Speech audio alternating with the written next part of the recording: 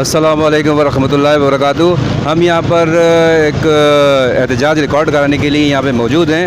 हम पाकिस्तान गवर्नमेंट से अपील करते हैं कि हम ना सिर्फ इंसानियत के नाते बल्कि मुसलमान होने के नाते भी, जिस तरह से मुशर्रफ के दौर में सऊदी अरब में पाकिस्तानी दस्ता भेजा गया था और वहाँ पे उनको नीसो नाबूद करके वो सुरखरू होकर पाकिस्तान आए थे, और हम भी अभी भी यही मौका और यही मुश्किल घड़ी हमारे सामने। मुसलमानों के लिए हम कुछ नहीं कर सकते, लेकिन पाकिस्तान की गवर्नमेंट से हम अपील ज़रूर कर सकते हैं कि जिस तरह से पहले किया था और इसी तरह से अभी भी आप अपना फौजी दस्ता भेजें वहाँ पे।